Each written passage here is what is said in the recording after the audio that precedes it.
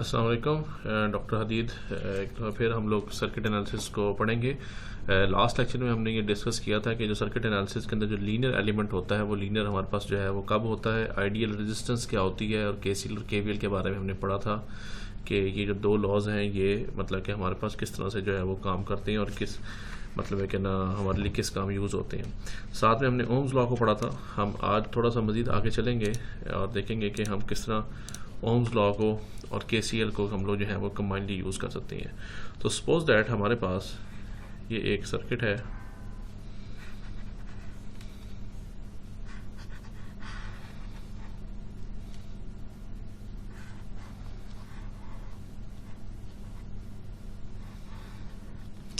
This is 6 ampere का current ये है हमारे पास, 50 ओम की ये रेजिस्टेंस हमने लगाई हुई है, और यहाँ पर हमारे पास ये V1 है जो कि निकालना है, and this is V0।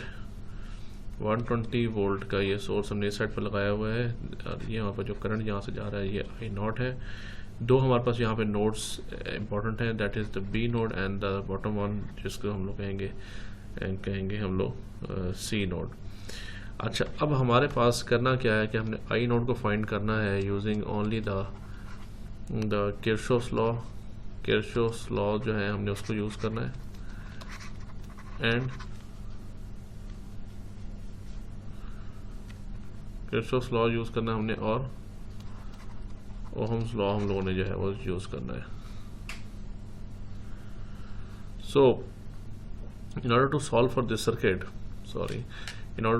this circuit, the first thing that is very important is कि हमारे पास जो है हमने नोड बी के ऊपर जो है ना हम KCL लगाते हैं। We will apply the KCL at node B. तो इस जगह पर अगर हम KCL लगाएं तो हमने ये कहा था कि the current that is entering into the node is equal to the sum of the current which is leaving the node. तो हम इसे कहते हैं कि जो हमारे पास करंट यहाँ से एंटर हो रहा है I0, ये एंटर हो रहा है इधर से। अगर आप देखें तो ये करंट सोर्स है, इसकी डायरेक्शन इस साइड पर है। तो ये दो करंट हमारे पास इस नोड में एंटर हो रहे हैं, और एक करंट हमारे पास I1 जो है वो हमारे पास जो है वो इस नोड से बाहर निकल रहा है। सो किरचॉफ करंट लॉ का हम लोग अगर यहाँ पे अप्लाई करें तो दो करंट हमारे पास एंटर हो रहे हैं, उसको हम नेगेटिव लेंगे, -6 plus I1 is equal to 0। ये हमारे पास हो गई पहली इक्वेशन फॉर दिस सर्किट। उसके बाद हम क्या करेंगे, जो वोल्टेज सोर्स वाला हमारे पास ये एक लूप है, इस क्लोज लूप के अंदर हम जो है वो वी विल अप्लाई इस लूप के अंदर हम लोग KVL लगाएंगे। KVL किसी भी क्लोज लूप में लगता होता है। अगर हम इस डायरेक्शन के अंदर करंट को एज्यूम करें तो हमारे पास ये जो -120 डिग्री है ये हमारे पास जो है हमारे पास माइनस की फॉर्म में आएगा। So this is -120। इसके क्रॉस जो वोल्टेज है ये 10 ओम की रेजिस्टेंस थी, इसके क्रॉस जो वोल्टेज होगा ये हम लिखेंगे plus I0 into 10 plus I1 into 50 is equal to 0। ठीक है, अब हमारे पास एक इक्वेशन हमारे पास ये आ गई और एक हमारे पास इक्वेशन जो है वो ये आ गई। अगर हम इन दोनों को सॉल्व कर दें, सॉल्विंग दिस 1 एंड 2 साइमल्टेनियसली, हम इन दो इक्वेशंस को अगर हम सॉल्व करें, यहाँ से हम I1 की I0 की हम वैल्यू ले लें तो हमारे पास जो I0 है that is equal to -3 ampere. तो हम लोग छोटे जो सर्किट्स होते हैं जिसके अंदर हमारे पास एक लिमिटेड अमाउंट ऑफ रेजिस्टेंसेस लगी हो या करंट सोर्सेज और वोल्टेज सोर्स एक आधा लगा हुआ हो, तो वहाँ पर किरचॉफ्स लॉ और ओम्स लॉ को इकट्ठे मिलाते हुए we can always find out कि हमारे पास जो रिक्वायर्ड अननोन पैरामीटर है उसको कैलकुलेट जो है वो कर सकते हैं। अब चूंकि हमारे पास I0 की वैल्यू पता लग गई, इट इज़ -3 एम्पेयर। सो इसका मतलब ये है कि I0 की जो असल डायरेक्शन है बेसिकली वो करंट जो है वो हमारे पास इस डायरेक्शन के अंदर जो है हमारे पास जो है वो फ्लो कर रहा है 3 एम्पेयर, या इस डायरेक्शन में जो है ये -3 एम्पेयर है। सो 3 एम्पेयर करंट अगर यहाँ पे जा रहा है, 6 एम्पेयर करंट यहाँ से आ रहा है, तो 3 एम्पेयर करंट जो है वो यहाँ से फ्लो कर रहा है। ठीक है, सो हमारे पास जो है ये जो है वो सर्किट जो है वो हमारे पास सॉल्व हुआ। एक और सर्किट देखते हैं और उसके बाद हम इसको मज़ीद आगे लेकर चलते हैं। लेट अस सपोज दैट कि हमारे पास ये एक छोटा सा सर्किट है, और ये तकरीबन उसी तरह का सर्किट है जो अभी हमने देखा, लेकिन यहाँ पर हमने इस दफ़ा एक डिपेंडेंट करंट सोर्स लगा दिया। और ये जो डिपेंडेंट करंट सोर्स है ये आई डेल्टा पर डिपेंड कर रहा है, जबकि आई डेल्टा जो है वो इस ब्रांच में से गुजरने वाला करंट है। और इसकी जो है ये 5 ओम इसकी रेजिस्टेंस है, 20 ओम जो है वो इसकी रेजिस्टेंस है, 500 वोल्ट जो है ये हमारे पास आ जाएगा। ए जो है हमारे पास एक नोड ये बन रही है, हमारे पास एक हमारे पास नोड जो है ये बी बन रही है, ये हमारे पास करंट आई नॉट है और यहाँ पर हमारे पास प्लस माइनस वी नॉट है। और हम लोग ने अगेन इसके अंदर हमने इस आई नॉट को फाइंड आउट करना है। I naught is unknown, we have to find it using the Kirchhoff's law and Ohm's law and the Ohm's law. ठीक है, तो हम लोगों ने इस चीज़ को जो है वो इम्प्लीमेंट करना है। सो अब इस अगर आप सर्किट के अंदर देखें तो हमारे पास एक करंट कंट्रोल्ड करंट सोर्स जो है वो लगा हुआ है, जिसकी एम्पलीट्यूड जो है वो कंट्रोल हो रही है इस करंट से जो यहाँ पर हमारे पास मूव कर रहा है। ये वाला करंट जो है ये वाला, ये हमारे पास जो है it is controlling this parameter by factor of 5। सो अब हमारे पास क्या होगा, एक बात तो कन्फर्म है कि अगर हमें ये वैल्यू आई नॉट की पता लग जाए तो हम वी नॉट की वैल्यू निकाल सकते हैं। और once we know this I delta, तो हम इस 5 आई डेल्टा की जो है ये करंट इस डिपेंडेंट सोर्स से जो निकल रहा है हम इसकी वैल्यू को कैलकुलेट कर सकते हैं। So the current in this 500 volt sources वो क्या होगा, वो हमारे पास ये आई डेल्टा होगा, क्योंकि आई डेल्टा और ये दोनों एलिमेंट सीरीज में लगे हुए हैं, तो यही करंट जो है बेसिकली 500 वोल्ट से निकल कर आ रहा है। सो हमारे पास दो अननोन पैरामीटर्स हैं, वो एक तो आई नॉट है जो कि डायरेक्टली मांगा हुआ है, जबकि दूसरा हमें आई डेल्टा का हमें करंट भी फाइंड आउट करना है। ये दो चीज़ें जब तक फाइंड आउट नहीं कर सकते तो यानी कि ओरिजिनली तो क्वेश्चन में सिर्फ आई नॉट मांगा हुआ है, लेकिन हम लोग अगर आई डेल्टा को फाइंड आउट नहीं करेंगे तो हमें ये नहीं पता लगेगा कि यहाँ पर ये जो डिपेंडेंट सोर्स है करंट का ये हमें कितना मतलब कि ना करंट सप्लाई कर रहा है। सो हम सबसे पहले क्या करेंगे, let us use this bottom node here, इस C नोड को हम यूज़ करेंगे and we will apply the KCL at this node। अगर हम KCL इसके ऊपर अप्लाई करें तो इसमें से एक तो है आई नॉट एंटर हो रहा है इसके अंदर और दो करंट यहाँ से निकल रहे हैं। सो हम इसको लिख सकते हैं कि माइनस ऑफ आई डेल्टा ये plus of I delta plus 5 I delta minus I naught is equal to 0। ठीक है, ये हमारे पास एक जो है ये इक्वेशन हमारे पास आ जाएगी, क्योंकि इसमें आई नॉट जो है वो एंटर हो रहा है और ये जो करंट यहाँ से निकल कर जा रहा है ये हमारे पास आई डेल्टा है, क्योंकि इस आई डेल्टा का पाथ जो है वो यही वाला बनता है। तो ये बेसिकली ये जो करंट है ये आई डेल्टा है। यहाँ से एक दूसरा करंट जो निकल कर जा रहा है वो ये निकल कर जा रहा है 5 टाइम आई डेल्टा, और एक करंट जो है C नोड पर एंटर हो रहा है और उसका है उसका हमने नाम रखा हुआ आई नोड। सो माइनस आई नोड लेंगे क्योंकि current entering into the node is actually assigned a negative value, और जो करंट यहाँ से लीव कर रहा था उसको हम लेते हैं पॉजिटिव वैल्यू। सो ये हमारे पास जो है ये 6 time I delta is equal to I naught, हमारे पास एक वैल्यू ये आ गई।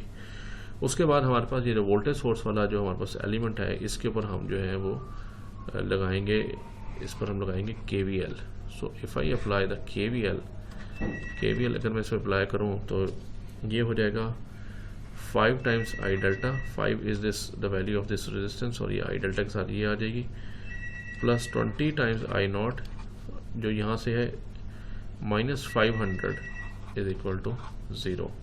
सो अब अगर हम इस इक्वेशन को और इस इक्वेशन को हम सॉल्व करें आई नॉट की वैल्यू का, हम आई डेल्टा सॉल्व कर लें तो हमारे पास आई डेल्टा की वैल्यू जो है वो 4 एम्पेयर आ जाएगी और आई नॉट की वैल्यू जो है हमारे पास वो 24 वोल्ट आ जाएगी। एंड सब्सिक्वेंटली अगर हम इसी वैल्यू को यूज़ करें तो हमारे पास वी नॉट की वैल्यू जो है वो 480 वोल्ट बचेगी।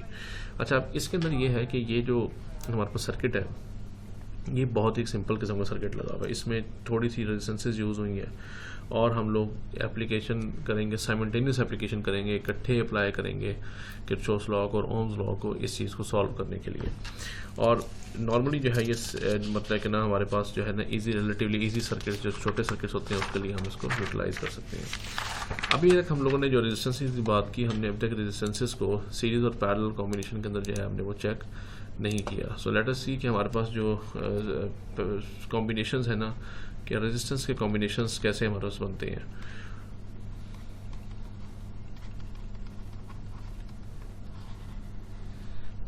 रेजिस्टेंस के कॉम्बिनेशंस के अंदर दो चीज़ें इंपॉर्टेंट है। कि अगर कुछ रेजिस्टेंसेस सीरीज में लगी हुई हैं, फॉर एग्जांपल हमारे पास, ठीक है, ये हमारे पास कुछ रेजिस्टेंसेस हैं जो कि हम लोगों ने जो है वो सीरीज़ के अंदर हम लोगों ने यहाँ पे इनको लगाया हुआ है।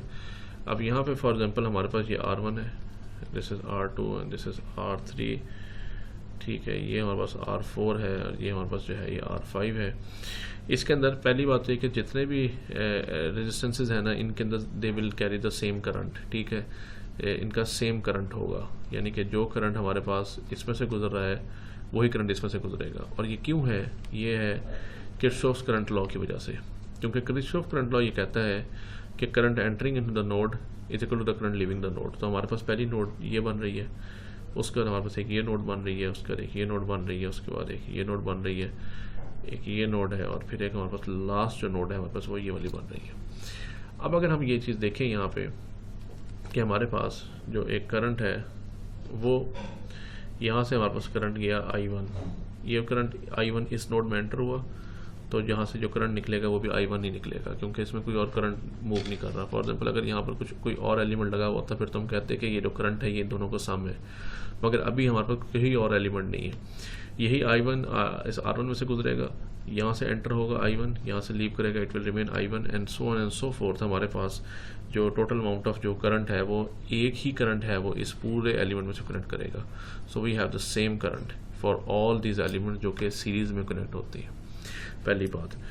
दूसरी बात ये है कि रेजिस्टेंसेस जो है वो सीरीज़ के अंदर हमारे पास जो है वो एडअप होती जाती हैं, क्योंकि ये जो करंट है इसको ये रेजिस्टेंस भी बेयर करनी पड़ रही है, वो इसमें से भी गुजर रहा है, इसमें से गुजर रहा है। सो हमारे पास जो टोटल रेजिस्टेंस है R equivalent, that is actually the sum of resistance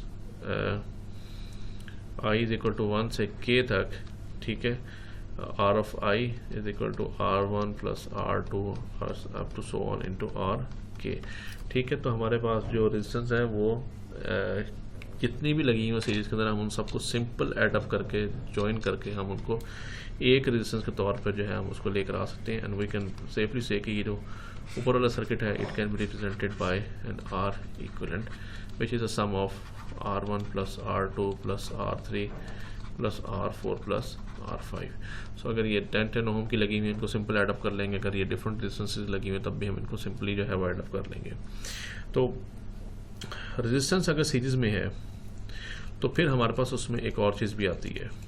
number बात क्या बात है कि इसके अंदर एक चीज़ ये समझें कि इसमें सबसे बड़ी जो रेजिस्टेंस होगी ना, R इक्विवेलेंट जो होगी ना, it is the largest resistance in the network, वो उसके करीब करीब होगी। तो फॉर एग्जांपल हमारे पास ये 10 किलो ओम की लगी हुई है और ये सब मैंने एक और एक की लगाई हुई, तो ये टोटल 14 किलो ओम बनती है। अगेन जो R इक्विवेलेंट है it is if it is 14 kilo ohm तो it is near the largest resistance, इसकी वैल्यू जो है वो लार्जेस्ट रेजिस्टेंस के बराबर है। और लार्जेस्ट रेजिस्टेंस इस नेटवर्क में कौन सी लगी हुई है? वो लगी हुई है हमारे पास 10 किलो ओम की, ठीक है। तो ये 10 किलो ओम जो है वो 14 किलो ओम के नियर अबाउट है, तो हम ये कह सकते हैं कि जो हमारे पास इक्विवेलेंट रेजिस्टेंस निकलती है वो लार्जेस्ट रेजिस्टेंस के क्लोज अबाउट होती है।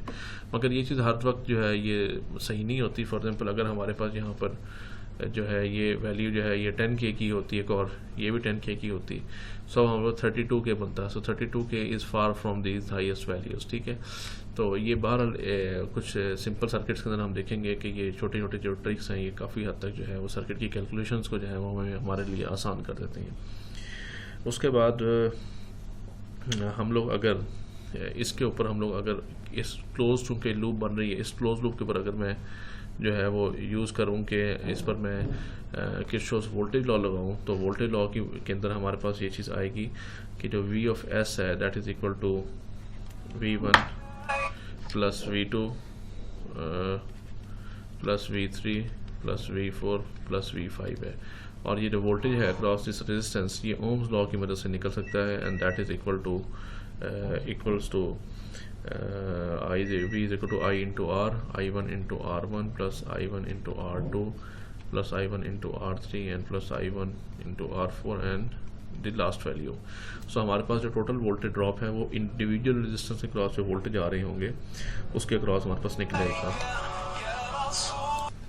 सो हमारे पास जो टोटल जो हमारे पास वोल्टेज होगा वो इंडिविजुअल जो रेजिस्टेंसेज हैं हमारे पास उनके अक्रॉस जो वोल्टेज ड्रॉप हो रहा होगा उनका सम होगा।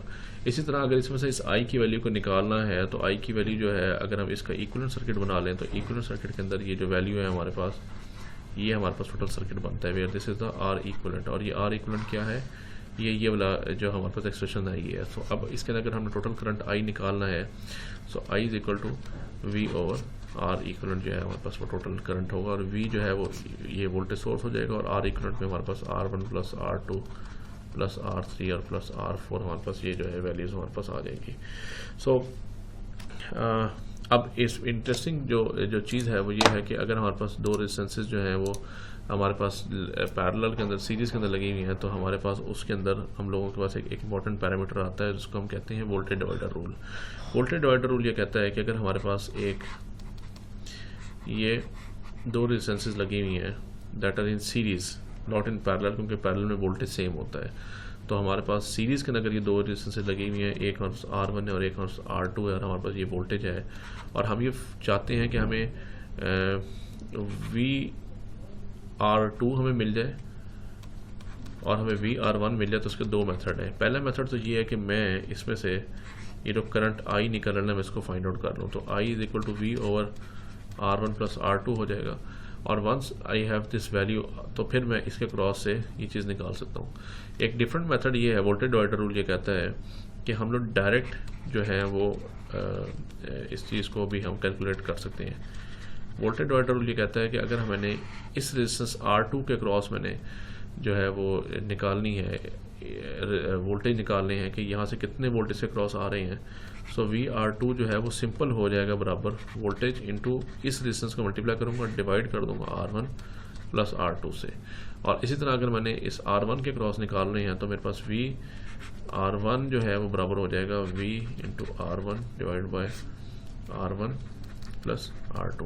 सो ये हमारे पास वोल्टेज डिवाइडर रूल होता है कि जिसके क्रॉस वोल्टेज निकालना हो उस रेजिस्टेंस को मल्टीप्लाई करवा देते हैं इस वोल्टेज से और डिवाइड कर देते हैं इन दोनों के सम के साथ, तो ये हमारे पास जो है ये वोल्टेज डिवाइडर रूल हमारे पास बन जाता है। सो एक एग्जांपल छोटी सी करके देखते हैं।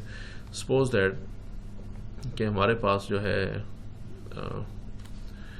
सपोज दैट कि मेरे पास एक सोर्स लगा हुआ है और ये दो हमारे पास छोटी छोटी सी रेजिस्टेंसेज लगी हुई हैं, एक 20 ओम की रेजिस्टेंस है और एक हमारे पास जो है ये 10 ओम की रेजिस्टेंस है, और 50 वोल्ट जो है यहाँ पे सोर्स लगा हुआ है।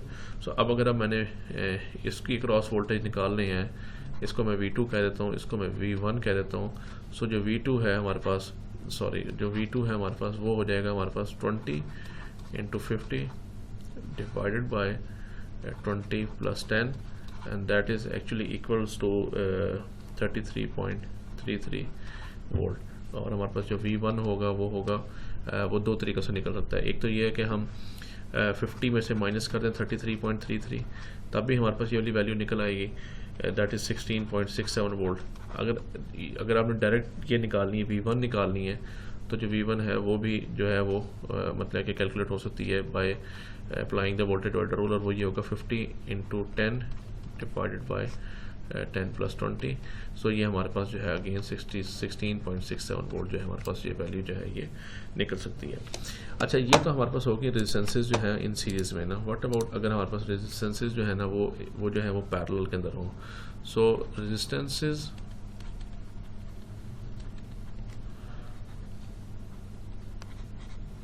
इन पैरेलल, ठीक है। अच्छा, अब अगर हम लोग देखेंगे पैरेलल के अंदर हमारे पास जो रेजिस्टेंसेज हैं वो कैसे लगेंगी, वो ये लगेंगी कि हमारे पास पहली बात तो ये कि पैरेलल कनेक्शन क्या होता है। पैरेलल कनेक्शन की कुछ मखसूस किस्म की शराइत हैं जो अगर पूरी हो जाए सर्किट के अंदर तो हमारे पास सर्किट के एलिमेंट्स जो हैं वो पैरेलल में होते हैं। नंबर पूरी बात ये है कि elements share the same node, ठीक है, they are said to be in parallel और share the same nodes है। Basically it's not actually node, it's nodes. Node से मुराद ये है कि एक हमारे पास ये नोड है A और एक ये नोड है B। अब ये जो एलिमेंट वोल्टेज सोर्स VS लगा हुआ है ये R1 के साथ इस नोड को शेयर कर रहा है, क्योंकि ये नोड और ये नोड सेम है, ये भी A है और ये नीचे वाली जो है ये भी B है। सो ये दोनों क्या हो गए, पैरेलल में हो गए। इसी तरह यहाँ पर भी कुछ नहीं लगा हुआ, सो ये भी ए है और ये भी बी है। सो ये R1 हो जाए या R2 हो जाए या R3 हो जाए, ये सारे के सारे एक नोड के ऊपर कनेक्टेड हैं। और चूंकि ये एक नोड्स को, ऊपर और नीचे दोनों नोड्स को, जो एलिमेंट जिन दो नोड्स के दरमियान कनेक्ट होता है उन दोनों को शेयर कर रहे हैं, इसलिए ये जो एलिमेंट्स हैं ये पैरेलल में है। एक और निशानी जो है पैरेलल होने की वो ये है कि elements have same voltage across them. ठीक है, अब एलिमेंट्स का वोल्टेज सेम कैसे हो सकता है? अगर वो पैरेलल में होंगे तो ऑफ कोर्स उनका वोल्टेज जो है वो सेम होगा। सो हमारे पास जो तीसरी चीज़ है वो ये है कि अगर करंट जो है वो डिवाइड हो रहा हो, if current divides in the node, तब भी एलिमेंट्स जो हैं वो क्या होंगे, वो पैरेलल के अंदर होंगे। जिस तरह इस नोड के ऊपर, ए के ऊपर आके ये जो करंट हमारे पास आ रहा है ये तीन हिस्सों में डिवाइड हो रहा है, कि इस जगह जा रहा है, एक इस जगह जा रहा है और इस जगह पर जा रहा है। सो हमारे पास जो है ये जो रेजिस्टेंसेज होंगी अगर पैरेलल के अंदर लगी हुई हो तो उस सूरत में हमारे पास जो आर इक्विवेलेंट हमारे पास बनती है, it is actually 1/R1 + 1/R2 + 1/R3 + 1/R4 and so on and so forth up to Rn।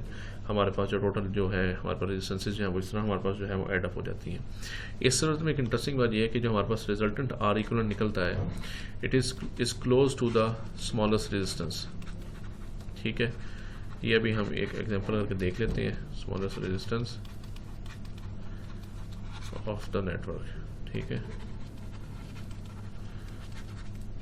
कि जो भी छोटी इनमें से रेजिस्टेंस होगी उसके बराबर जो है हमारे पास जो है वो सबसे जो है ना हमारे पास छोटी जो है वो रेजिस्टेंस हमारे पास निकलेगी।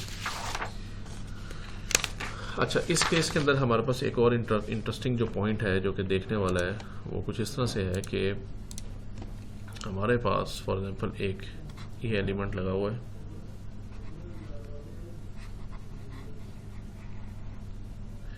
इन दो एलिमेंट्स को में अगर आप देखें तो R1, R2 और R3।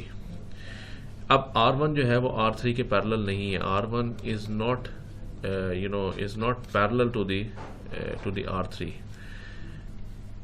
जबकि R1 जो है वो पैरेलल है सीरीज नेटवर्क के R2 + R3 के। आप देखेंगे कि R2 और R3 जो है दे आर इन सीरीज, क्योंकि इसमें करंट जो है वो डिवाइड नहीं हो रहा। और दूसरी बात ये कि ये एक सेम नोड्स भी शेयर नहीं कर रही, सिर्फ एक नोड ये वाली शेयर कर रही है, जबकि इसका दूसरा एंड जो है वो यहाँ कनेक्टेड है, जबकि R3 का दूसरा एंड यहाँ कनेक्टेड है। हाँ, ये हम कह सकते हैं कि R1 जो है वो पैरेलल है R2 और R1 के। वो किस तरह से कि हमारे पास ये एक नेटवर्क है और यहाँ पर हमारे पास ये दो रेजिस्टेंसेस लगी हुई हैं, ये R2 है और ये R3 है। अब अगर हम R2 और R3 को सीरीज में कन्वर्ट करके देखें तो यही हमारे पास जो चीज़ है ये हमारे पास ऐसे बन जाएगी, this is R1 and this is R equivalent. और ये R इक्विवेलेंट क्या है? R equivalent is actually sum of R2 + R3 के। ठीक है, अच्छा, अब अगर हमारे पास ये दो खाली बन जाए तो हमारे पास जो R इक्विवेलेंट है वो बड़ा इजी हो जाता है। R equivalent is equal to R1 × R equivalent, इसको 1 कर देते हैं, R equivalent 1 divided by R1 + R equivalent 1। ठीक है, सो ये हमारे पास जो है ये दो चीज़ें बन जाती हैं। अब पैरेलल के अंदर हमारे पास एक और रूल आता है जिसको हम कहते हैं current divider rule. Current divider rule हमारे पास ये कहता है कि जो करंट है वो हमारे पास अगर फॉर एग्जांपल एक यहाँ से हमारे पास 10 एम्पीयर का करंट आ रहा है और हमारे पास ये दो रेजिस्टेंसेस लगी हुई हैं, ये R1 है और ये R2 है। ठीक है, लेट अस सपोज ये 10 ओम की है और ये कितने की है? ये 20 ओम की है। तो इसमें से कितना करंट जो है वो इस ब्रांच में जा रहा है और कितना करंट हमारे पास इस ब्रांच में जा रहा है, ये चीज़ अभी हम लोगों ने निकालनी है। हम कैसे जो है हम इस चीज़ को निकाल सकते हैं? सो करंट डिवाइडर रूल जो है हमारे पास वो ये कहता है कि हमारे पास करंट डिवाइडर रूल के अंदर I1 जो है वो टोटल करंट जो यहाँ से आ रहा है 10 टाइम्स द ऑपोजिट रेजिस्टेंस जो कि 20 है divided by the sum of the resistances. ठीक है, सो ये क्या हो जाएगा? 200 divide by 30 and that is equal to 13.33 ampere. ये हमारे पास I1 की हमारे पास वैल्यू है। और इसी तरह अगर हमने I2 निकालना है तो I2 के अंदर हमारे पास जो टोटल करंट है 10 एम्पेयर का, इसका हम मल्टीप्लाई करवाएंगे, क्योंकि इस ब्रांच का करंट हम लोगों ने निकालना है I2 को, तो हम इसकी रेजिस्टेंस से मल्टीप्लाई करेंगे।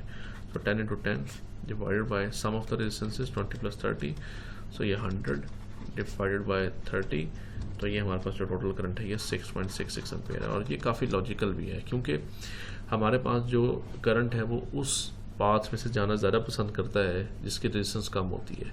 सो इस केस में अगर आप देखें कि हमारे पास 10 एम्पेयर का जो हमारे पास जो हमारे पास 10 एम्पेयर का हमारे पास ये जो सिस्टम आ रहा है लगा हुआ है, ये 10 एम्पेयर का जो करंट एंटर हो रहा है, इसको ज़्यादा हिस्सा इसमें से गुजरेगा क्योंकि इसकी रेजिस्टेंस जो है वो हमारे पास कम है कंपेयर टू दिस वन। इसमें 20 ओम की रेजिस्टेंस लगी हुई है, तो कम करंट यहाँ से गुजरेगा। ज़्यादा करंट जो है वो हमेशा करंट कोशिश करता है कि वो उस पाथ में से गुजरे जिसकी रेजिस्टेंस जो है हमारे पास वो जो है वो मिनिमम है। अच्छा, अब लेट अस सपोज हम जो है हम एक छोटा सा सर्किट रेजिस्टेंसेस के अगेंस्ट उठाएंगे और फिर हम देखेंगे कि हम एक छोटी सी एग्जांपल करके देखते हैं कि रेजिस्टेंसेस जो है वो हमारे पास वो कैसे हम उनको डील करते हैं। सो हमारे पास अगर हम यहाँ पर आते हैं, जस्ट अ मिनट, हमारे पास हम एक छोटा सा सर्किट उठाते हैं। हमारे पास ये 120 वोल्ट है, उसके बाद 4 ओम की ये रेजिस्टेंस लगी हुई है, then we have 18 ohm in here, 3 ohm ये लगी हुई है और 6 ओम जो है हमारे पास वो ये लगी हुई है। हमने ये निकालना है कि इसमें I2 कितना है और I of S निकालना है कितना है, और फिर हमने निकालना है कि I of 1 कितना है। अच्छा, अब इसके अंदर सबसे इंटरेस्टिंग बात यह है कि हमें I of S की वैल्यू नहीं पता। इसलिए नहीं पता है क्योंकि हमें ये नहीं पता कि टोटल रेजिस्टेंस हमारे पास कितनी लगी हुई है। तो सबसे पहला काम जो हम ये कर सकते हैं वो ये कर सकते हैं कि हम इन दो को एड अप कर दें। सो इफ़ अगर मैं इनको एड अप कर दूं तो मेरे पास जो सर्किट बनेगा वो कुछ इस तरह से बनेगा कि मेरे पास एक ये रेजिस्टेंस होगी, एक ये रेजिस्टेंस होगी और एक मेरे पास ये रेजिस्टेंस होगी। अब 6 और 3 ये 9 ओम की ये हो गई, 18 ओम की हमारे पास ये रेजिस्टेंस हो गई, 4 ओम की हमारे पास ये रेजिस्टेंस हो गई और 120 वोल्ट हमारे पास जो है वो ये आ गया। अब मैं क्योंकि ये दोनों तो पैरेलल में लगी हुई हैं, मैं इसके क्रॉस जो है वोल्टेज फाइंड आउट कर सकता हूँ, ठीक है। और वो वोल्टेज जो है वो फाइंड आउट करने के लिए मुझे इन दोनों को जो है वो पैरेलल कॉम्बिनेशन के अंदर जो है मुझे वो लाना पड़ेगा। सो ये दो हमारे पास जो वैल्यूज़ हैं हमारे पास रेजिस्टेंस की 18 की और 9 की, इनका जो इक्विवेलेंट हमारे पास बनेगा, इन दो का जो इक्विवेलेंट बनेगा वो बनेगा 18/9 divide by 18 plus 9, that is equal to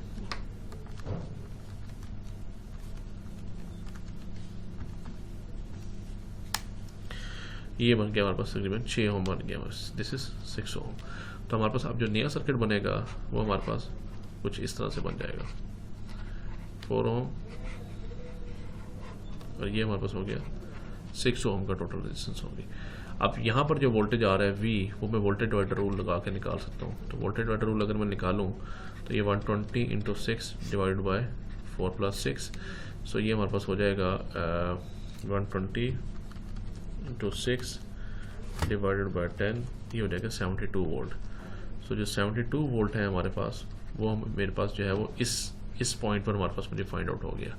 अब ये जो 72 वोल्ट है, इससे मुझे ये पता लग गया कि चूंकि यहाँ पे 72 वोल्ट है, सो हमारे पास ये जो करंट I of S है, अब ये आसान हो गया निकालना। ये कैसे निकलेगा?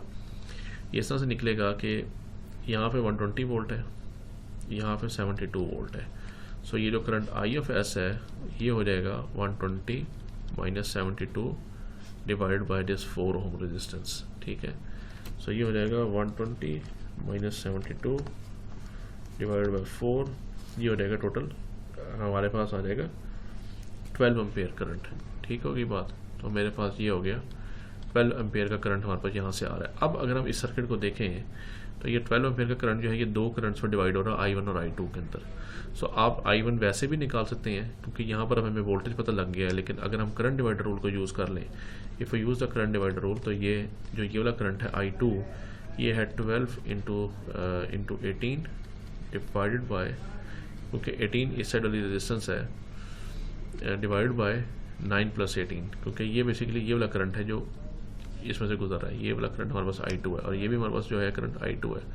सो ये हो जाएगा 12 इंटू 18 डिवाइड बाय 18 प्लस 9, तो ये हमारे पास हो जाएगा 12 into 18 divided by 12 divide by 18 plus 9। सो ये हमारे पास जो वैल्यू है ये निकलेगी हमारे पास तकरीबन this is equal to sorry this is equal to 8 ampere. अब नाउ हमें ये पता लग गया कि यहाँ से जो करंट जा रहा है ये 8 एम्पेयर जा रहा है, पीछे से जो करंट आ रहा है वो 12 एम्पेयर आ रहा है। तो हम इस नोड के ऊपर सिंपल अप्लाई कर सकते हैं किरचॉफ्स KCL। ठीक है, KCL क्या कहता है कि जो करंट एंटर हो रहा है वो करंट लीव हो रहा है, तो करंट दो जगहों पर लीव हो रहा है। सो अगर हम KCL लगाते हैं तो 12 ampere minus 8 ampere is equal to I1। So I1 की वैल्यू कितनी हुई हमारे पास, वो 4 एम्पेयर हुई। तो हमने ये सारी की सारी वैल्यूज जो है वो निकाल ली यूजिंग उस चीज़ को कि जो कि हमने अभी फाइंड आउट की कि सीरीज पैरेलल कॉम्बिनेशंस कैसे बनते हैं, और KCL KVL यूज़ करते हुए साथ में हमने current divider end voltage divider rule लगा के इस चीज़ को हमने मज़ीद जो है हमने उसको सिंप्लीफाई कर लिया। ठीक है, इसी के सिलसिले की एक और जो है एग्जांपल है मैं आपके लिए छोड़ता हूँ, आप इसको ट्राई करें इस एग्जांपल को सॉल्व करने की। और वो ये है कि हमारे पास ये एक करंट सोर्स है 5 एम्पेयर का, और इस करंट सोर्स के अंदर इस करंट सोर्स को हम लोगों ने यहाँ पर 300 ओम के क्रॉस दिया हुआ है, सॉरी दिस इज 30 ओम के क्रॉस दिया हुआ है, और 7.2 ओम की एक रेजिस्टेंस यहाँ पे लगाई हुई है, और यहाँ पे हमने नीचे 64 ओम की रेजिस्टेंस यहाँ पे लगा दी है। इसके आगे हमने 6 ओम की लगा दी है, और यहाँ पर हमने एक रेजिस्टेंस जो उसकी इसको रखा हमने 10 ओम का। सो आपने मुझे यहाँ पर बताना है कि ये वोल्टेज V जो है ये अननोन है हमारे पास, उसका P निकालना है अक्रॉस, पावर टोटल निकालनी है, टोटल पावर कितनी है सर्किट की, और पावर निकालनी है अक्रॉस 10 ओम रेजिस्टेंस, यानी कि ये जो हमारे पास ये 10 ओम है इसके क्रॉस जो है हमारे पास पावर जो है वो कितनी है। ये तीन चीज़ें जो है आप कोशिश करें इसको सॉल्व करने की, ताकि हम लोग जो है वो इस चीज़ को मज़ीद जो है हम उसको आगे लेकर हम जा सकें। उसके बाद हमारे पास जो है एक और इम्पॉर्टेंट चीज़ जो है वो है कि हमारे पास अगर मल्टीपल वोल्टेज सोर्सेज हों या और सारा रजिस्टर नेटवर्क हो तो उसको हम किस तरह डील करेंगे, उसको इंशाल्लाह हम जो है वो अगले लेक्चर में देखेंगे। तब तक के लिए अल्लाह हाफिज़, थैंक यू वेरी मच।